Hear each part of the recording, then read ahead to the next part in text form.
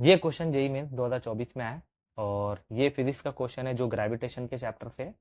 तो क्वेश्चन इस प्रकार है कि two satellites A and B go round a planet in a circular orbit having radii 4r and r respectively.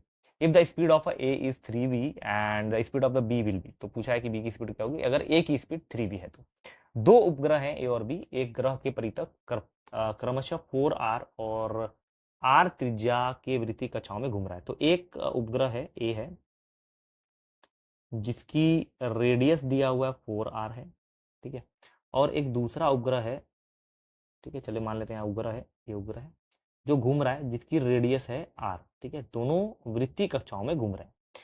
इसकी जो स्पीड है, चलो इसको हम लोग मान लेते हैं, ये ग्रह ए है और ये ग्रह उपग्रह बी है, सैटेलाइट्स। तो सैटेलाइट ए जो है उसकी वेलोसिटी जो है वी ए वो दिया हुआ है 3v।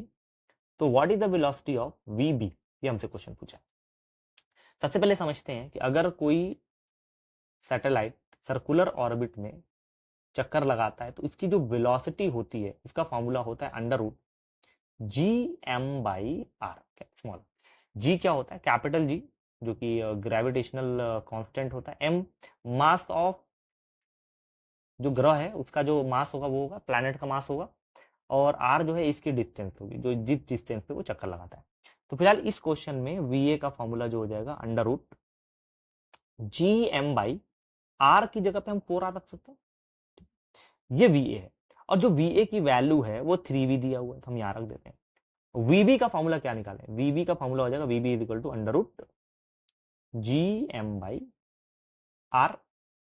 यहाँ पे जो डिस्टेंस दी हुई है इसकी वो इस कैपिटल आर दी हुई है तो यहाँ पे आर रखते हैं।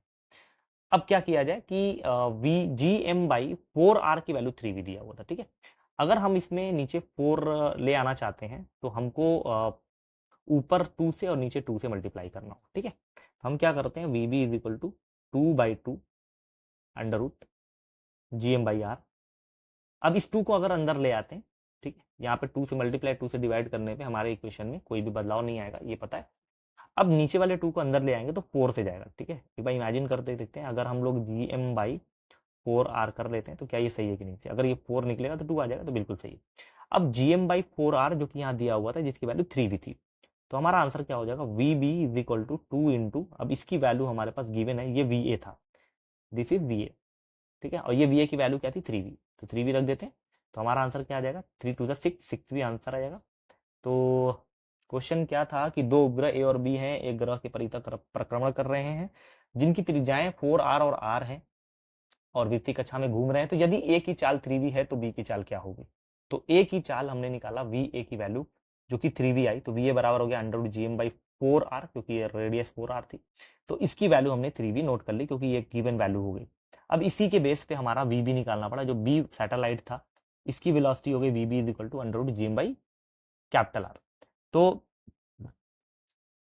इसमें 2 से मल्टीप्लाई और 2 से डिवाइड किया गया ताकि हम लोग इस वैल्यू को प्राप्त कर सकें जी एम बाई 4r। तो 2 से डिवाइड जो किया गया, इस 2 को अंदर ले गए तो इसको 4 हो गया। हम इस और तरीके से कर सकते थे, चाहते तो इसको इसको डिवाइड भी कर सकते थे, बड़े आराम से आ जाता कि V A upon V B भी कर सकते थे, तब भी आ जाएगा। ये एक थोड़ा अलग तरीके का मेथड है। तो जी एम बाई 4r की वैल्यू वी ए थी और वी ए की वैल्यू 3v थी, 3v रखने पे आंसर आ गया 2 इंटू 3v जो कि 6v के बराबर है। तो ये हमारा क्या हो गया, 6v हमारा फाइनल आंसर हो गया।